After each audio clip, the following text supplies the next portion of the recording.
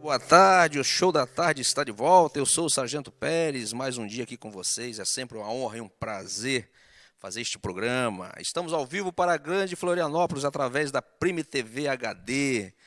Veja lá, pode acompanhar através do site primetv.com.br. E hoje, com mais uma entrevista, eu sempre falo, né? Cada programa é um crescimento pessoal e um aprimoramento, né? Então, hoje eu tenho mais um entrevistado que ele vai acrescentar muito a todo esse nosso trabalho do programa Show da Tarde. Então, meu entrevistado é um empreendedor. Então, eu vou entrevistar o Júlio Domingos, ele é empreendedor, consultor da área empresarial. Então, muito boa tarde, Júlio Domingos, seja bem-vindo ao programa Show da Tarde. Muito obrigado, Pérez. Tudo bem? Então, e aí, o que vai apresentar para nossos assinantes? Então, você é consultor na área empresarial, né? Sim, isso. E é palestrante, né? Também. Então, gostaria que você se apresentasse para o nosso público, né? Então, E também falar um pouco do seu trabalho, né? Onde você trabalha, onde você atua. tá certo. Então, eu sou o Júlio, eu sou consultor e também palestrante. Eu tenho uma empresa de consultoria já há 3 anos, mas o trabalho já é mais longo, já trabalhei em outros escritórios e há pelo menos 3 anos eu abri o meu escritório próprio com uma metodologia de trabalho. E desde muito tempo já eu venho buscando trabalhar com a consultoria, porque eu vejo que é um caminho que realmente me realiza e ajuda bastante, né? Então, hoje, eu já tenho, pelo menos, há uns 8 anos de trabalho prático, desde gestão de empresas, desde administração, e também considerando a parte de consultoria de maneira contínua, há pelo menos 6 anos. Maravilha. Você trabalhava no outro mercado antes de ser consultor e palestrante? Eu tive empresas. Empresas? Eu administrei pelo menos 2 empresas, até que eu recebi o convite para trabalhar com consultoria em Florianópolis. Maravilha. Você é administrador? Sou administrador, Ah, isso. bacana. E por que resolveu sair do nível privado e para ser empreendedor? Bom, eu acabei, desde novo, eu já queria administrar a empresa que era do meu pai. E aí eu resolvi fazer administração para assumir. E aí ele acabou falecendo e a empresa acabou sendo vendida.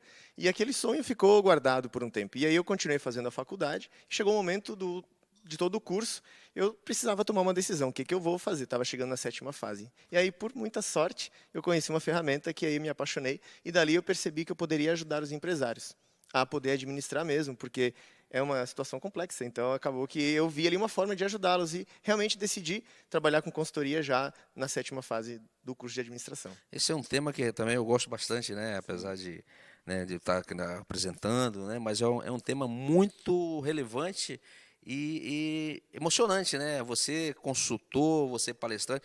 Fala um pouco das suas palestras também.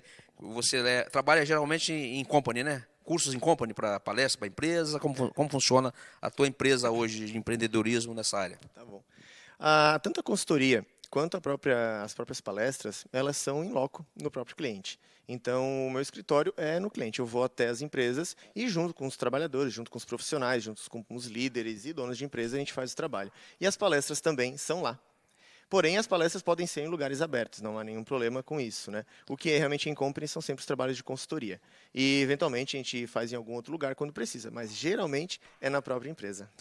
Qual o empresariado e qual o desafio atual, hoje, o cotidiano, que você encontra no meio empresarial? O que eles mais te pedem?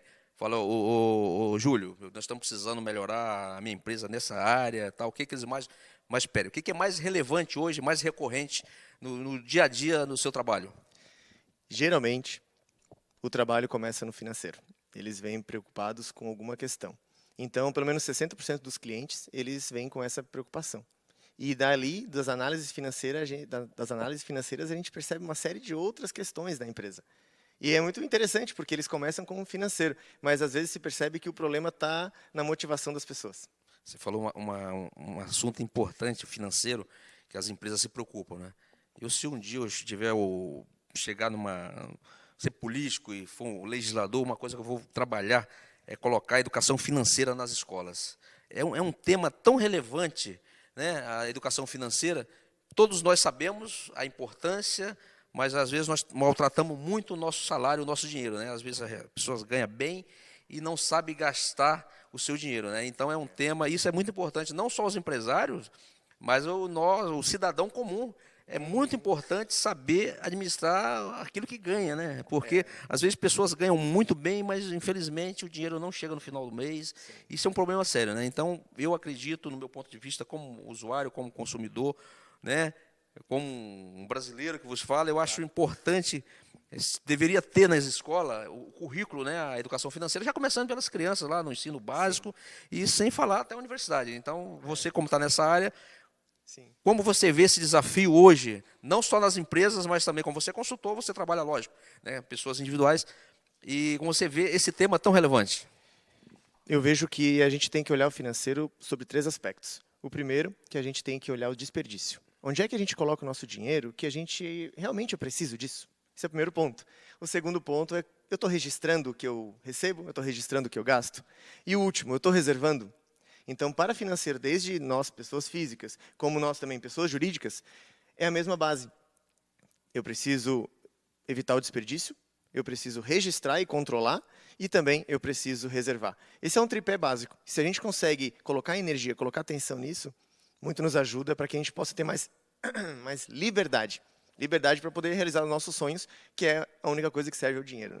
É verdade, eu já li uma frase uma vez, acho que foi do Padre Léo, num livro que eu li sobre dele, e ele fala, né, que dívida é dúvida. E realmente, a dívida, ela traz preocupação para as famílias, né? Às vezes acontece até separações de casais devido às dívidas, né? Assim como empresas, né? Às vezes uma sociedade ela se desfaz por causa de dívidas, né? Não é verdade? É. E às vezes uma sociedade se desfaz porque eles acabam não conversando sobre as contas. Geralmente um sócio se ocupa de pagar as contas e o outro sócio que não paga as contas, ele acaba ficando mais confortável nessa situação e acaba não tendo uma apresentação contínua dos relatórios. Mas é importante os 2 sócios estarem juntos nisso. Então, por mais que alguém se preocupe, ambos têm que se ocupar dessa questão. Isso é importante, que, né, eu também já, como a gente conversou antes, né, Sim. a gente gosta de ler, e todo negócio ele precisa de uma parceria, né? Assim como a gente tem uma parceria na família, né, as empresas, né? Eu li recentemente que ninguém cresce sozinho, né? É. Ninguém anda sozinho. Então, as parcerias, né? É o caso da sociedade. Eles devem conversar realmente, né? Porque às vezes um puxa para um lado, puxa para o outro, e quando vão ver o problema já está no final. É. Né? Você, como consultor, né, e palestrante, o que você recomenda para essas pessoas, para os empresários, para as pessoas físicas? Né? O que deve começar? Qual é o seu princípio, né, para que essas coisas não aconteçam? Tudo começa quando a gente observa quais são os nossos sonhos. Eu bato bastante nessa tecla porque todo projeto precisa ter uma visão, algo pelo qual eu vou conquistar. Então, muitas vezes, começa-se um negócio com uma visão e mesmo com sociedade ou sem sociedade, ou até nós, pessoas comuns, acabamos esquecendo qual é realmente o nosso sonho. O que a gente quer conquistar? Então, o ponto de partida de tudo que a gente faz é a gente ter claro quais são os nossos sonhos, objetivos, desejos, metas. A gente tem que ter isso claro. Isso justifica todo o nosso esforço para a gente poder trabalhar, se esforçar, para a gente poder também ir atrás de parcerias, enfim. Se a gente esquecer para que está fazendo tudo isso, às vezes a gente perde a nossa própria motivação. E aí complica. Maravilha. Agora, vamos supor, o Sargento Pérez vai abrir uma empresa. Certo, Né? O certo. Sargento Pérez que vos fala aqui. Né? Isso é, né?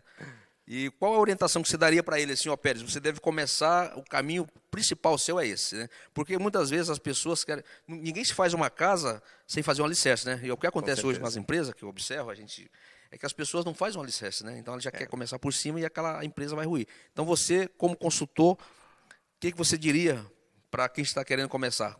Por onde começar? Quais são os pilares básicos para essa pessoa não fracassar, né? Às vezes ele faz uma casa bonita, mas não teve alicerce, né? Aham, com certeza. Começa pelo sonho. Por que você quer fazer isso? Defina o que você quer alcançar em 1 ano, depois em 5 e depois em 10.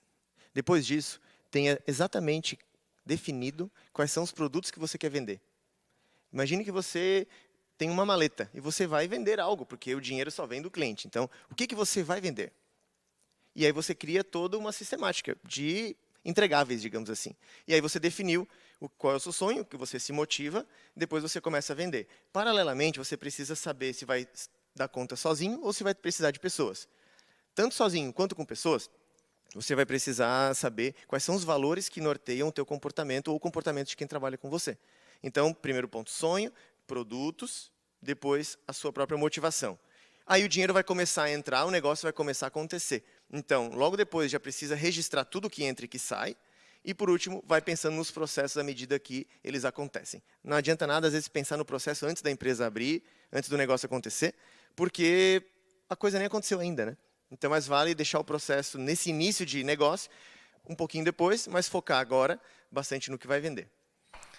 Muito bem. Então, outra coisa também, no Brasil, já estatisticamente, né, de cada 100 empresas que abrem, você tem um número exato, você sabe disso, que você consultou.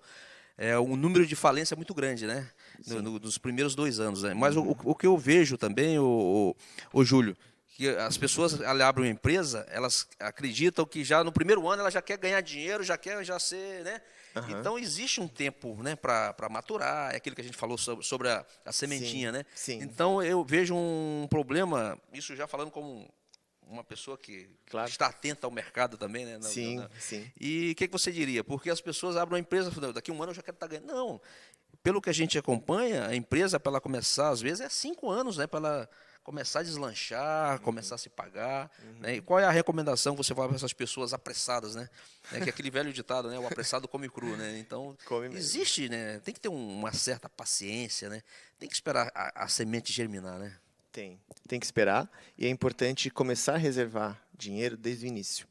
Mesmo que a empresa tenha dado R$1.000, reserve 50, qualquer valor, vá reservando e vá tendo esse caixa garantido ao longo do tempo, porque isso ajuda a controlar a ansiedade. E o empresário ele tem muita ansiedade, mais até do que a população comum, porque é muita pressão, é muito compromisso financeiro, e a gente quer realmente realizar rápido. Uma empresa que cresce muito rápido tem que ver, de repente, de que maneira ela cresceu. O que eu indico? Calma, porém, evoluções contínuas. É mais fácil você perceber o que está melhorando, por isso a importância das metas, que aí você consegue perceber cada evolução que a empresa tem. Hoje eu consegui tantos clientes, então mês que vem eu quero um pouco mais. E isso precisa fazer com que você pague as contas e reserve um pouco. Porém, se ainda assim não der lucro, não se desespere. Tenha calma. Só tenha um plano B, caso as coisas deem errado, porque existe a maturação, inclusive, do processo de entrega. E o processo é que ele é um pouco mais demorado de se desenvolver. Então, por isso, eu sugiro calma, mas avalie o processo também. E não tenha pressa em deixar um processo perfeito. Vá com calma. Maravilha! Eu acabei de entrevistar o Júlio Domingos, empreendedor, consultor, palestrante. Então eu quero aproveitar para agradecer o nosso assinante, o nosso, né, internauta. Obrigado por sua companhia, obrigado por sua preferência de estar nos assistindo, né, que tem variedade de televisões por aí, né, e eles estão nos assistindo aqui. Eu quero também agradecer o meu entrevistado, o Júlio Domingos, né, por essa belíssima entrevista. E o Show da Tarde agradece a sua presença. Se quiser deixar um abraço para os nossos ouvintes aí, nossos assinantes. Claro. Eu gostaria de deixar uma mensagem com relação à zona de conforto.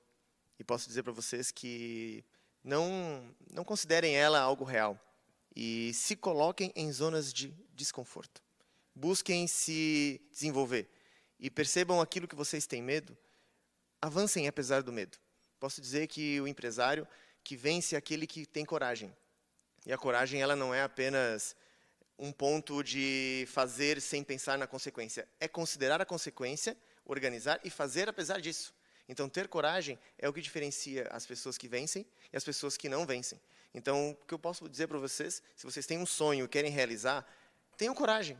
Vão através dos seus sonhos, caminhem e vençam a si mesmos, vençam essas resistências que temos e avancem apesar de todo o medo que tivermos. Então, posso dizer para vocês que enfrentem os seus medos e avancem. Cada dia mais, cada dia um pouquinho. Muito bem, muito obrigado. O Show da Tarde vai fazer um pequeno intervalo, voltará na sequência com mais uma entrevista. Não saia daí.